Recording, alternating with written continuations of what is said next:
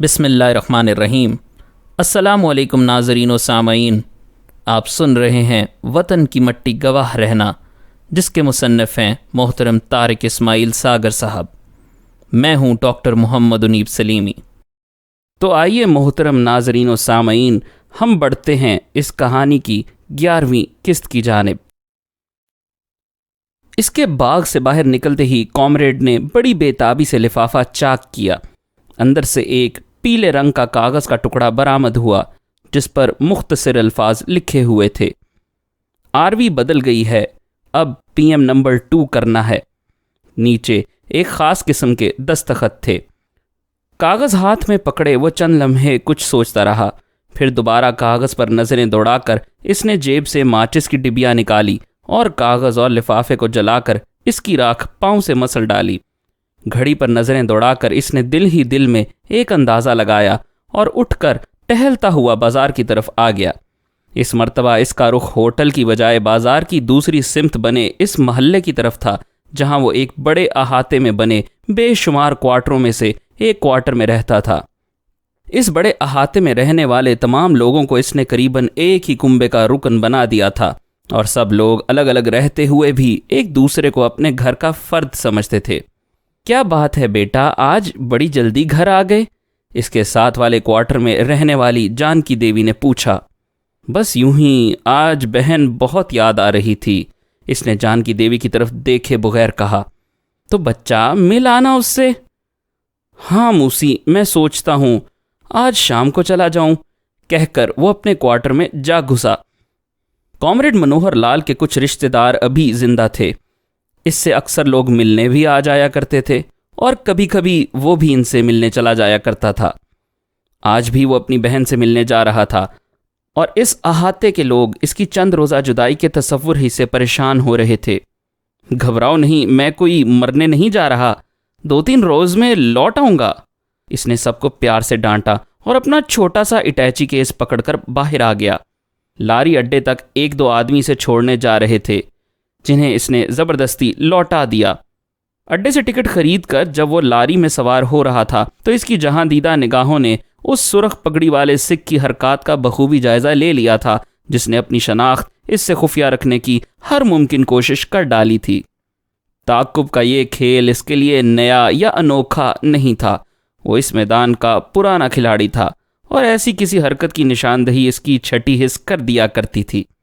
गो के अब मकामी पुलिस और सिक्योरिटी को इसके भारतीय होने का यकीन हो चला था, लेकिन वो ये बात आज भी बखूबी महसूस कर रहा था कि पिछले 2-3 माह से जब कभी इसने इस शहर से बाहर जाने की कोशिश की, इसकी निगरानी ज़रूर की जाती थी। मकामी खुफिया पुलिस के एक इंस्पेक्टर ने, जो इसके मदाहों में शामिल था, इसे बताया था कि हुकूमत को इसके नक्सलबाड़ी होने पर शक है। इस सिलसिले में यूं भी इसे 2-3 मरतबा मुख्तलिफ हीले बहानों से बुलाकर हुकूमत ने उसकी तफ्तीश की थी। इसने अपने आमाल से ये साबित किया था कि सिर्फ ज़ुबान की हद तक इंतहा पसंद कम्युनिस्ट है, लेकिन इस तरह तो खुफिया पुलिस भी इनकी जान छोड़ने को तैयार नहीं थी। आज का ये ताक़ुब भी शायद इसी सिलसिले की कड़ी हो, इसने सोचा। लारी चल पड़ी। इसने टिकट तो किसी और शहर का ख़रीदा था, लेकिन रास्ते में एक स्टॉप पर अचानक ही उतर जाने का फ़ैसला कर लिया। ये इलाका भवानी मंदिर अपनी पूजा के लिए सारे पंजाब में मशहूर था। दूर दूर से यात्री यहाँ नज़रें उतारने आया करते थे। इससे 2 सीटें पीछे बैठा खुफिया पुलिस का एहलकार इसके अचानक उतरने पर पहले तो चौंका, फिर इसकी बाछें खिल गईं। इसने सोचा आज मेहनत रास आ गई और ज़रूर यहाँ वो कॉमरेड मनोहर लाल का कोई खसूसी ताल्लुक तलाश कर लेगा। भवानी मंदिर के स्टॉप पर लारी से करीबन 1/4 सवारियाँ उतर गई थीं। खुफिया पुलिस का सिख एहलकार बज़ाहिर खुद को हालात से मुकम्मल ला ताल्लुक़ रखने की शानदार एक्टिंग कर रहा था, लेकिन असल में बुरी तरह बौखला चुका था, और इस बौखलाहट के नतीजे ही में इसने अपना पाँव सामने सीट पर बैठी एक मोटी औरत के पाँव पर रख दिया, जिसने ऊँघते हुए अपनी टांगें सीटों के दरमियानी रास्ते में फैला रखी थीं। औरत शायद अभी तक नीम ख्वाबी की कैफियत का शिकार थी। अचानक पाँव पर दबाव पड़ने से इसने घबरा कर इतनी ज़ोर से चीख मारी कि तमाम सवारियां चौंक कर इसकी तरफ देखने लगीं। औरत ने इस असना में दरवाजे की तरफ बढ़ते सिख को देख लिया था, जिससे नादानिस्तगी में यह हरकत सरजद हुई थी। मोटी औरत गुस्से और तकलीफ के मारे अचानक पहले तो उठकर खड़ी हुई, फिर इसने सिख को कोसते हुए धड़ाम से सीट पर गिरते हुए अपना पैर पकड़ लिया। बस की दूसरी सवारियां बेचारी मजलूम औरत का साथ दे रही थीं और उन्होंने सिख को लान तान शुरू कर दी। बस की तमाम सवारियों की तरफ से बाजमात होने वाली फटकार ने इसका पारा आसमान पर चढ़ा दिया था, लेकिन इसने खामोश रहने ही में आफियत जानी। वो समझता था कि जब तक इन लोगों को अपनी सरकारी शनाख्त करवाए वो मार मार कर इसका भुरकस निकाल चुके होंगे।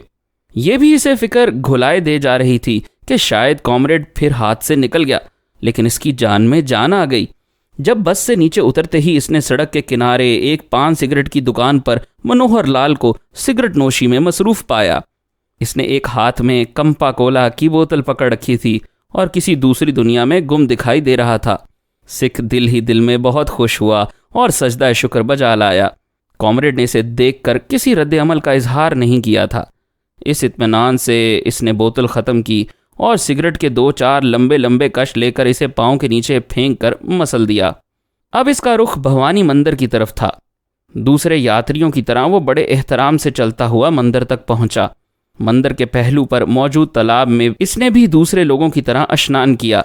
मंदिर के बाहर मौजूद नारियल बेचने वालों से 2 नारियल खरीदे और मंदिर में दाखिल हो गया।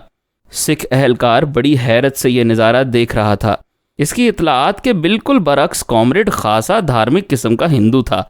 इसके तरीका हाय इबादत से भी यही ज़ाहिर हो रहा था जैसे वो किसी परवहत की औलाद है और ऐसी इबादत इसका रोज़ाना का मामूल हैं। खुफिया पुलिस के अहलकार को भी बादले नाखास्ता इसके साथ मंदिर में दाखिल होना पड़ा।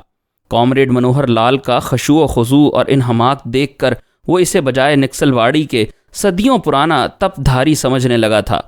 जब कॉमरेड पुजारी से प्रसाद लेकर वापस आया तो इस सिख अहलकार ने इसका पीछा करने की बजाय लौट जाने का फैसला कर लिया था। दरगाह माँ के स्टॉप से अपने ठिकाने तक वो अपने अफसराने बाला को गालियां देता आया था कि उन्होंने इसका वक्त ज़ाया करवाने के लिए ख्वाम-ख्वाह इसे जलील करवाया। अगले रोज़ जब ऑफिस पहुंचकर उसने डायरी लिखी तो कॉमरेड मनोहर लाल को ज़बरदस्त धार्मिक हिंदू करार दिया और जो लोग इसे नक्सलबाड़ी बनाने पर तुले हुए थे उनके बारे में भी अच्छी खासी कसीदा खानी कर दी। मंदिर से बाहर आकर मनोहर लाल ने सिख को वापसी का रास्ता नापते देख लिया था। बेख्तियार एक मुस्कुराहट इसके होंठों पर रेंग गई। वो नपे तुले कदमों से चलता दरगामा बस स्टॉप तक पहुंच गया। यहाँ से अबूहर पहुंचने तक इसने 3 मरतबा बसें बदली थी। हालांकि वो अगर चाहता तो सीधे रास्ते से भी यहाँ आ सकता था। अबूहर के बस स्टॉप पर उतरकर इसने शहर के छोटे से बाजार का रुख किया और एक शराब के ठेके के सामने जाकर खड़ा हो गया।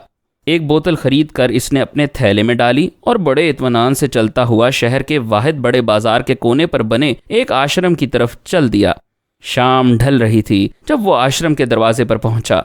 अंदर भजन कथा अपने नुक्ताए अरूज को छू रही थी और वो इन सब बातों से लाताल्लुक सा आश्रम के रिहायशी हिस्से की तरफ बढ़ने लगा। 15-20 कोठड़ियाँ एक कितार में बनी हुई थीं। कोठड़ी नुमा कमरों की इस कितार के सामने से गुजरकर वो आखिरी कोने वाले कमरे की तरफ बढ़ा। यूं दिखाई पड़ता था जैसे वो यहाँ के चप्पे चप्पे से वाकिफ हो। भजन कथा की वजह से आश्रम का कोई सेवादार वहाँ नजर नहीं आ रहा था। कॉमरेड ने एक लम्हे के लिए रुककर कुछ सोचा, फिर कमरे का दरवाज़ा खोलकर अंदर दाखिल हो गया। अंदर एक कोने में सीढ़ियाँ नजर आ रही थीं। कोई भी शख्स बाहर से इमारत देखकर यकीन नहीं कर सकता था कि इस कमरे में कोई खुफिया रास्ता ऊपर जाने का भी होगा। सीढ़ियों के जरिए बगैर आवाज़ पैदा किए वो ऊपर कोठे पर चला गया। कोठे पर चारपाइयाँ बिछी थीं। एक कोने में बिछी चारपाई पर इसे एक पुजारी लेटा नजर आया। अरे मनोहर तुम? इसे पुजारी की आवाज़ सुनाई दी। हाँ मैं हूँ काका, इसने पुजारी को जवाब दिया। कब आए? पुजारी ने एक और चारपाई पर बैठने का इशारा किया। आज और अभी अभी। क्या बात है, इस मर्तबा बड़ी देर लगा दी। दौरान गुफ्तगू पुजारी इसके हाथ में पकड़े थैले पर मुसलसल नजरें गाड़े खुश्क होंठों पर जुबान फेरता रहा। कॉमरेड ने उसका मुदा भांप लिया था। इसने थैले में हाथ डाला और एक लिफाफे में लिपटी बोतल उसे थमा दी। यह वही बोतल थी जो इसने इसी शहर के एक घटिया से शराब खाने से थोड़ी देर पहले खरीदी थी, लेकिन बोतल का लेबल इस दौरान साफ हो चुका था। ले काका, क्या याद करेगा, तेरे लिए खास तौर से पहले तोड़ के लाया हूँ। सांसियों को 1 हफ्ता पहले बताना पड़ता है। अरे जीता रहे भतीजे, तेरी इन अदाओं ने मार डाला है हमें। इसने नदीदे बच्चों की तरह झपट कर इसके हाथ से बोतल छीन ली। अभी आया, कहकर वो एक कोने में बनी कोठड़ी की तरफ बढ़ गया। ये कोठे पर बना वाहिद कमरा था और शायद इसका ज़ाती कमरा। इसने कमरे में पहुंचने तक 20 मरतबा बोतल को चूमा था और इसे अपने कमरे में छुपाकर बाहर आ गया, लेकिन फिर तेजी से अंदर गया। इस मरतबा बाहर आया तो हाथों में बिस्तर थामे हुआ था। इसने एक खाली चारपाई पर बिस्तर लगा दिया और मनोहर लाल को वहां बैठने को कहा। मनोहर लाल भी ना करता वहां जा बैठा।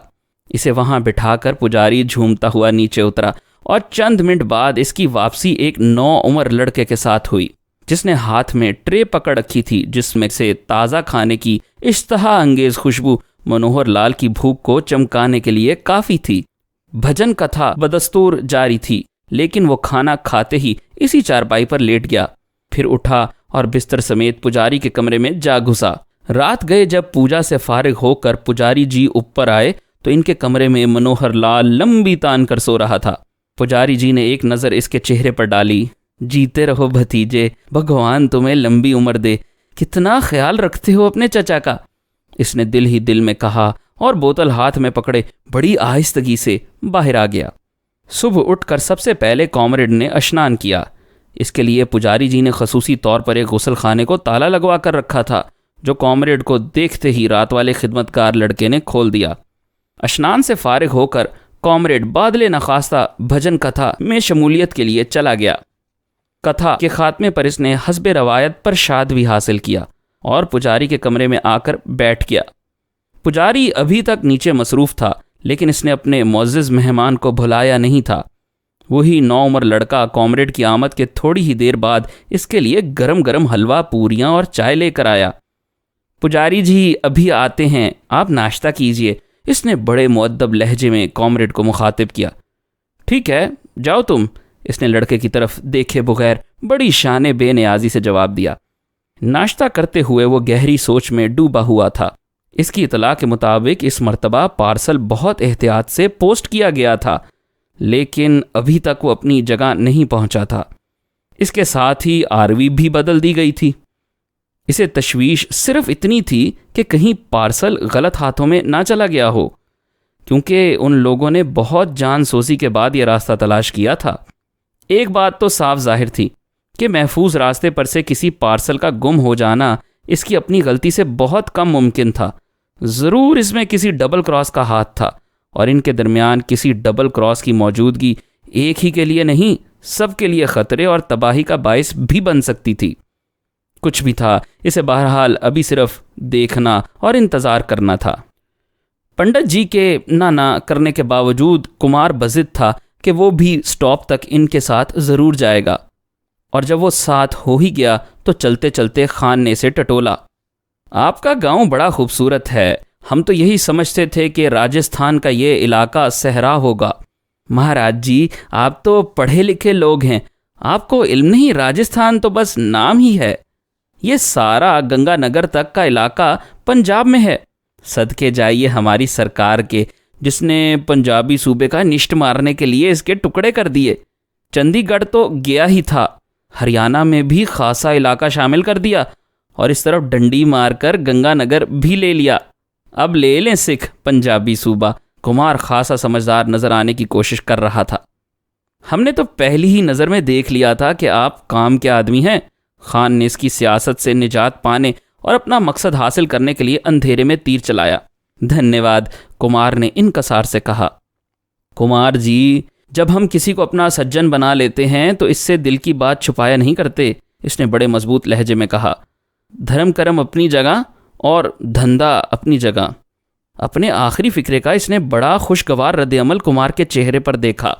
उसकी बाछें खिली जा रही थीं। बिल्कुल बजा कहा महाराज, हमारे माता पिता ने आज तक धर्म की ठेकेदारी करके कमाया ही क्या है। बिल्कुल बजा कहा महाराज। कुमार ने अगली बात इसके मुंह से निकलवाने के लिए इसकी मजीद हौसला अफजाई की। सच्ची बात तो यह है भैया, नरम धर्म से पेट नहीं भरता। अब तुमसे क्या पर्दा, हम थोड़ा बहुत धंधा भी करते हैं। मजीद अक़सात सुनने के लिए हमारे चैनल को सब्सक्राइब कीजिए और बेल आइकन पर क्लिक करें ताकि आपको हमारे नए अपलोड्स के मुतालिक नोटिफिकेशंस मिलती रहें। हमारी वीडियोस को लाइक और शेयर करें और कमेंट सेक्शन में हमें अपनी राय से आगाह करते रहें।